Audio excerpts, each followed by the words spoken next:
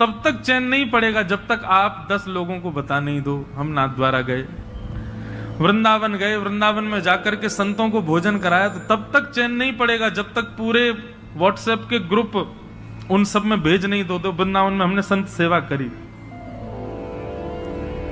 कभी किसी का हृदय दुखा करके व्हाट्सएप पे मैसेज भेजते हो, बोल मैंने इतने लोगों का आज हृदय दुखाया। आज पत्नी को बहुत सुनाई मैंने, वो बेचारी रो रही है, ये किसी को बताते हैं हम? नहीं। मैंने पड़ोसी के साथ में दूषित कृत्य किया, उसके साथ गलत किया, उससे ईर्ष्या करी, इन सब का प्रकाश नहीं करते, इन सबको छुपा के रखते हैं। हम प्रकाश करते हैं अपनी योग्यताओं का, कभी नहीं। ये बात हम इसलिए कह रहे हैं, हमसे मिलने भी आते हैं लोग, अब भीड़ इतनी होती है तो एक सेकंड में भी व्यक्ति को यह लगता है कि मैं बता दूं। आप मिलने आते हैं, आपसे ज्यादा उत्सुक मैं होता हूं आपसे मिलने के लिए, लेकिन एक क्षण के समय में भी आप जब ये बता देते हैं, महाराज जी मेरा इतना नाम जप रोज होता है, महाराज जी मैं इतनी घंटे सेवा रोज करता हूं, मुझे रात्रि स्वप्न में ठाकुर जी दिखते हैं। क्यों? एक बात सदैव याद रखिएगा, भक्ति यदि पूर्ण रूपेण आपके चित्त में आएगी तो आप प्रकाश करने से बचोगे, आप उसका प्रकाश नहीं करोगे, उसको गोपनीय रखोगे। और एक बात कहें, जब आप अपनी प्रेम लक्षणा भक्ति को गोपनीय रखते हैं तो आपके मुख की आकृति प्रकाश करती है, आपको बोलने की आवश्यकता नहीं है।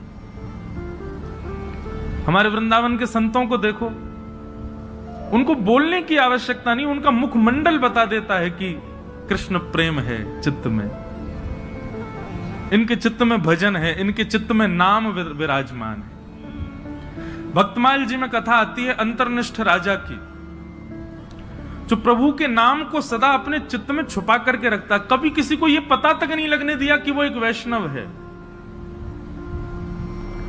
एक दिन रात्रि में सोते सोते उसके मुख से स्वप्न में ही निकल गया, सुसुप्ता अवस्था में निकल गया, हाँ राम। पत्नी ने सुन लिया। प्रातःकाल जब बेला हुई, पत्नी ने पूरा घर सजाया, ढोल नगाड़े डुमडुमियां बज रही हैं, मंगल बाजे बज रहे हैं। राजा उठ करके आश्चर्यचकित हो गया, इतने मंगल गान क्यों हो रहे हैं? राजा ने जाकर के पत्नी से पूछा, ये सब क्या चल रहा है? बोले कि मुझे तो अब तक लगता था कि आप भक्त हो ही नहीं, पर मुझे अब पता चला आप तो अंतर्निष्ठ भक्त हो, आप तो अपने चित्त में नाम को छुपा करके रखते हैं, कभी प्रकट नहीं। अरे इतने वर्ष ब्याह को हो गए, मुझे आज तक नहीं पता चला कि आप भक्त हो। राजा बोला, तो हाँ तो मैं भक्त हूं ही नहीं। बोले कि रहने दीजिए, झूठ मत बोलिए, कल रात्रि स्वप्न की अवस्था में, सुसुप्ति अवस्था में आपके मुख से निकला हा राम। अनकॉन्शियस स्थिति में, बहुत ध्यान से सुनना, आप कैसा बर्ताव करते हो, क्या बोलते हो, वो बताता है कि आप वैष्णव हो कि नहीं। आपका बुद्धि विवेक सब बिल्कुल संयमित है और उस समय आप भक्ति भाव में रहो, ये सामान्य बात है। लेकिन कभी ऐसी स्थिति आ जाए जहां पर आपको यह भी नहीं पता कहां क्या करना है, कैसे करना है, क्या मुझे होना चाहिए, ऐसे अनकॉन्शियस जब हो जाओ, तब आपके मुख से जो निकलता है उससे पता चलता है कि आप कौन है। अंदर जो है वो वास्तविक तभी निकलता है, और विशेष रूप से निद्रा की अवस्था में। निद्रा की अवस्था में बंधुओं, नाम जब अपनी तीव्रता में पहुंच जाता है ना, तब व्यक्ति निद्रा में भी, जब जैसे अंगड़ाइयां लेते हैं या फिर हम करवट बदलते हैं तो मुख से स्वर निकलता है, लेकिन नाम जब अपनी तीव्र अवस्था में पहुंच जाता है तो निद्रा में भी श्री राधा, राम, कृष्ण, ये नाम ही प्रकट होता है मुख से। ऐसी स्थिति हो जाती है तन की। उस अंतर्निष्ठ राजा को जैसे ही पता चला कि मेरे मुख से राम नाम निकल गया, पत्नी से बोला, देवी अब तुम राजपाट संभालो और सब संभालना, अब मैं जीवित नहीं रह सकता। पत्नी बोली, क्यों? बोले, मैंने सदा जिस नाम को छुपा करके चित्त में रखा, अपनी पत्नी तक को नहीं पता चलने दिया, वो नाम जब मेरे मुख से निकल गया, मतलब मेरे तन का त्याग नाम ने कर दिया, अब मैं जीवित कैसे रह सकता हूं? प्राण रूप मान करके मैं नाम को अपने हृदय में छुपा करके रखता था, अब वही निकल गया तो मैं जीवित कैसे रहूं। और ऐसा कहते ही तत्क्षण राजा ने अपने प्राण त्याग दिए। इतना बलवान है नाम। तो वैष्णव की प्रथम निष्ठा होती है नाम निष्ठा। आज मुझसे किसी ने प्रश्न किया, नाम जपने की विधि क्या है? ये विधि विधान जो होते हैं ना, ये श्लोकों के लिए होते हैं, मंत्रों के लिए होते हैं, नाम के लिए कोई विधि नहीं है। जपात सिद्धिर जपात सिद्धिर जपात सिद्धिर न संशय। उठते बैठते खाते पीते हंसते हर समय जपते रहो। नाम है ठाकुर जी का। आपका गुरु मंत्र जो है, गुरु श्लोक, गुरु मंत्र जो आपको मिला है, या द्वादशाक्षर मंत्र है, यो जो मंत्र की विधि है, उसके लिए तो आपको आसन चाहिए, स्वच्छता चाहिए, एक जगह बैठना, मन एकाग्र होना, ये सब चाहिए। पर नाम तो आप हर समय जप सकते हो, हर समय हर क्षण। तो वैष्णव की सबसे पहली निष्ठा है नाम निष्ठा। इसलिए नाम को प्रारंभ कीजिए। अच्छा, नाम के प्रति 2-3 बातें ध्यान रखिएगा। नाम जपना भी एक सेवा है, और जैसे मंदिर की ठाकुर जी की सेवा है ना, उसमें अपराध नहीं होना चाहिए, उसमें लगन होनी चाहिए, उसमें तत्परता होनी चाहिए, उसमें स्वच्छता, शुद्धता और हृदय में प्रसन्नता होनी चाहिए। ठीक वैसे ही नाम भी एक सेवा है। जब आप कृष्ण बोलें तो आपके चित्त में त्रिभंग लली वरहा पीड़म नटवर वपुः कर्णयो कर्णकारम कस्तूरी तिलकम ललाट पटले वक्षस्थले कौस्तुभम नासाग्रे वर मुक्ति कंतर तले वेणु करे कंकणम सर्वांगे हरिचंदनम सुललितम कंठे च मुक्तावली गोप स्त्री परिवेष्टितो विजयते गोपाल चूड़ामणि। कृष्ण कहते ही आपके चित्त में गोपाल जी प्रकट हो जाएं, उनके मधुर रूप का दर्शन होने लग जाए। श्री राधा कहते ही अति सुकुमारी अति सुकोमला हमारी वृषभानु नंदिनी किशोरी जी की झांकी आ जाए। और फिर उस नाम को ही कभी इत्र मान करके, उस नाम को ही पंचगव्य पंचामृत मान करके, उस नाम को ही वस्त्र मान करके, उस नामी की ही श्रृंगार करो, सेवा करो, माला पधराओ, सुंदर नाम से ही आरती करो, नाम का ही प्रसाद भोग अर्पित करो। इस प्रकार नाम से निष्ठा से सेवा होती है। केवल ये माला फेरना और जप पूर्ण करना, अपनी संख्या पूर्ण करना नाम जप नहीं होता है। चित्त में कुंज का निर्माण करो, सुंदर यमुना जी बह रही हैं, सुंदर हरे भरे वृक्ष हैं, पीछे सुंदर सुंदर गिरिकंदरा दिख रही हैं, बीच में एक सेज सजी है, उस सेज पर हमारे श्याम सुंदर विराजे हैं और नाम चल रहा है।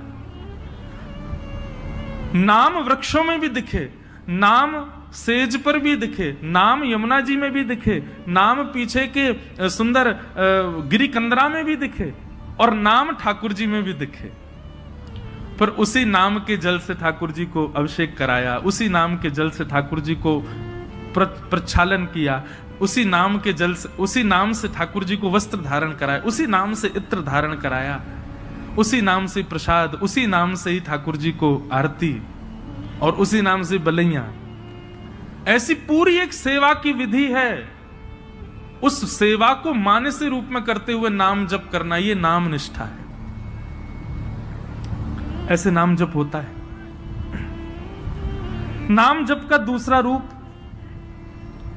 आज जितना हुआ है कल उससे अधिक होना चाहिए। अगर नाम जितना आज है कल भी उतना ही है, और बल्कि परसों कम और हो गया, तो इससे नामापराध होता है। नाम बढ़ना चाहिए, नाम बढ़ाओ। नाम के प्रति दूसरी भावना, कोई यदि आपसे पूछे कि आप क्या जपते हो, तो पहले परख लीजिए। यदि वो अधिकारी हो तो ही बताइए, नहीं तो उसके सामने प्रकाश करने की आवश्यकता नहीं है। अपने आप को ऐसा बता दो, नाम तो कुछ करते नहीं, महासंसारी हैं हम, तो पापी पामर जीव हैं। अपने आप को मत दिखाइए कि आप नाम जापक हैं। कोई यदि पूछे और लगे कि हाँ ये वैष्णव है, कोई गुरुजन पूछे, हम पूछ लें, हम तो वैसे हम भी संसारी हैं, हम पूछे तो मत बताओ। कोई संत पूछे, कोई महापुरुष पूछे, कोई वैष्णव पूछे, तो उनको उजागर करो। सबके सामने उजागर नहीं। यहां लोग बताते फिरते हैं कि हम कितना नाम जप कर रहे हैं, क्यों नहीं? ये नामापराध है। सबके सामने अपने नाम का प्रकाश मत करो। भाई, अगर किसी भाव से आपका प्रेम बढ़ रहा है, उस भाव को गोपनीय रखो ना, उसको प्रकाश करने की आवश्यकता क्या है? तो नाम में इस बात का ध्यान रखें कि अगर कोई व्यक्ति अयोग्य, किसी को मत मानो, लेकिन यदि आपको अनुभव हो जाए कि ये वैष्णव भाव में नहीं है, बस ऐसे ही चलते फिरते पूछ रहा है, तो उसके सामने अपने आप को मूर्ख ही घोषित करो। ये मत बताओ कितना नाम जपते, नहीं तो नामापराध होता है। तो सबसे पहली वैष्णव की निष्ठा होती है नाम निष्ठा। वैष्णव की दूसरी निष्ठा होती है तुलसी निष्ठा। उसके तन पर यदि तुलसी स्पर्श नहीं है तो ठाकुर जी उसके हाथ से सेवा तो बहुत दूर की बात है, जल भी स्वीकार नहीं करेंगे। इसलिए आपके तन पर तुलसी स्पर्श होना बहुत आवश्यक है। यह वैष्णव की दूसरी निष्ठा है। कई लोग पूछते हैं तुलसी धारण करने के लिए, आप लोग धारण कर लीजिए, लेकिन उसके बाद लोग पूछते हैं महाराज जी अगर हम तुलसी धारण कर लें और कहीं कुछ खाना पाना हो तो? तुलसी धारण करने के बाद में एक नियम का पालन आपको निश्चित रूप से करना है कि कुछ भी खान पान ऐसा नहीं करना जिससे तुलसी का अपराध बने। और यदि आपने कहीं गलती से तुलसी जी के धारण के पश्चात कुछ ऐसा खान पान किया है तो दूसरे दिन उन तुलसी जी को यमुना जी में पधराओ। आना पड़ेगा, भोपाल से वृंदावन ही आओ, तुलसी जी को पधराओ, क्षमा याचना करो, ब्राह्मण भोज कराओ, संतों के चरणों में प्रणाम करके क्षमा मांगो, फिर दूसरी तुलसी जी ठाकुर जी के चरणों में अर्पित करके फिर धारण करो। फिर ये वचनबद्ध हो जाना कि अब नहीं करेंगे। एक व्यक्ति मुझसे बोला, बोले महाराज जी जब खाते पीते हो उस समय उतार दें, खान पान करके फिर पहन लें। वाह, ऐसा नहीं करना है। मन में एक भाव आता है कि श्री तुलसी जी आपके कंठ में विराजमान होने के लिए अपने रूप का त्याग कर देती हैं। वो एक पौधे के रूप में होती हैं, वृक्ष के रूप में होती हैं। ठाकुर जी को सुख देने के लिए नवीन नवीन अपने अंदर पत्रों को प्रादुर्भाव करती हैं, ठाकुर जी की सेवा में जाएंगे। लेकिन आपके कंठ को सुशोभित करने के लिए और आपके तन के कल्याण के लिए वो अपने उस रूप का त्याग कर देती हैं, अपने आप को छिलवा देती हैं और उसके बाद माला बनकर के आपके गले में विराजमान होती हैं। इतना बड़ा त्याग तुलसी जी हमारे लिए करती हैं, हम उनके लिए ये सामान्य सी वस्तु नहीं छोड़ सकते। इसलिए तुलसी निष्ठा, तुलसी जी को धारण करो। तुलसी जी गले में धारण होने के बाद में जैसे ही आप कुछ भी पाते हैं, पहली बात तो प्रसाद ही पाएंगे। प्रसाद पाते ही जैसे ही कंठ से नीचे जाएगा, कंठ में तुलसी जी है, नीचे जाते ही उसमें जितने दोष होंगे सब समाप्त हो जाएंगे। तुलसी जी कंठ में धारण हैं और उस समय आपने जलपान किया तो जलपान जैसे ही तुलसी जी के यहां कंठ से नीचे गया, तुलसी जी का स्पर्श होते ही वो साक्षात श्री यमुना जी का, श्री गंगा जी का जल हो जाएगा, ठाकुर जी का चरणामृत हो जाएगा। अरे कहां तक कहें, आप स्नान करेंगे और जैसे ही जल अपने सिर पर डालेंगे, आपके मुख पर आकर के जल जैसे ही तुलसी जी का स्पर्श करके सर्वांगीण अंग पर जाएगा, वह भी दिव्य किसी पवित्र नदी का रूप धारण करके, उनके जल का रूप धारण करके आपके तन को पवित्र कर देगा। तुलसी निष्ठा। कई संप्रदायों में तुलसी जी का भाव ऐसा धारण करो पर स्नान के समय मत करो। उसमें ऐसा भाव है कि तुलसी जी का जल चरणों में आ जाएगा। तो सब संप्रदायों के अलग अलग भाव हैं। कहीं पर ऐसा भाव है कि तुलसी जी का जल तन पे जाना चाहिए तभी पवित्र होंगे। तो अपने अपने गुरुजनों की प्रणाली के अनुसार आप उसका कर सकते हैं भाव। कई मन में भाव रखते हैं कि हम शौचाचार के लिए जाएं तब तुलसी जी को उतार दें।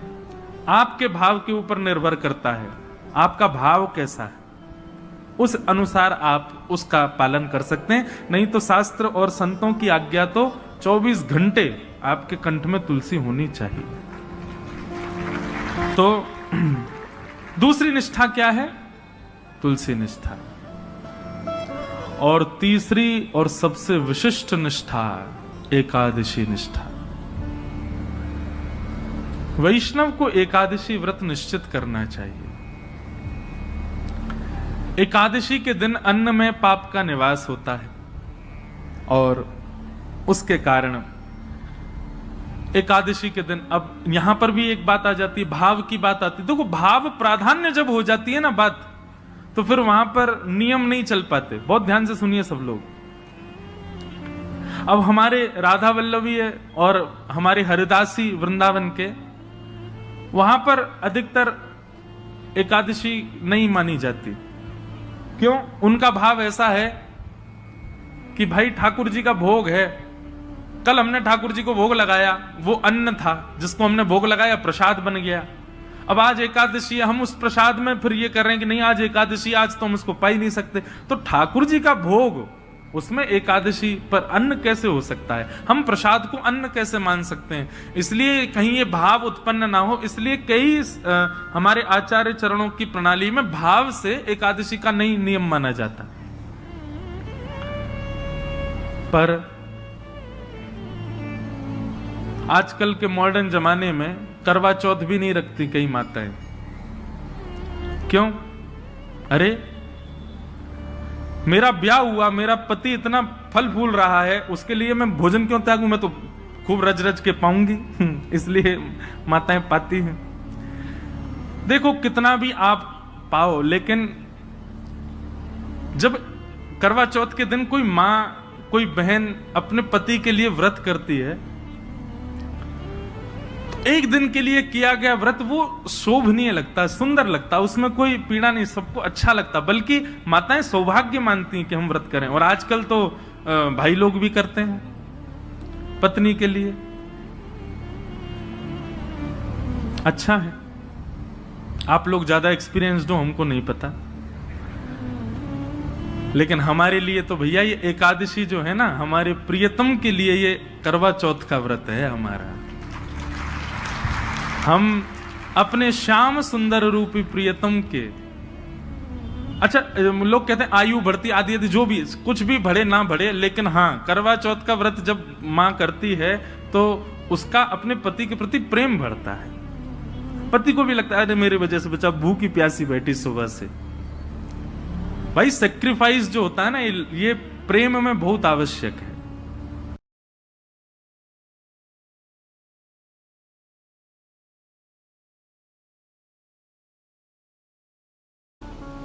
ठाकुर जी के परम भक्त हुए, सब लोग शायद नाम जानते होंगे, श्री हरिराम व्यास। हरिराम व्यास जी हमारे वृंदावन के सबसे ज्यादा यश को गाया है हरिराम व्यास जी ने।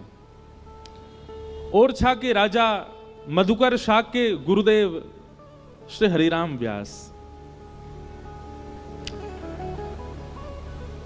अब हरिराम व्यास जी का चरित्र तो बहुत बड़ा है, पर मैं सूक्ष्म में कह दूं कि उनको साक्षात महादेव ने प्रकट होकर के कहा कि व्यास जी आप विद्वान इसलिए नहीं बने हो कि आप असहाय लोगों को हराते रहो। वो अपनी विद्वत्ता से सबको हराते थे।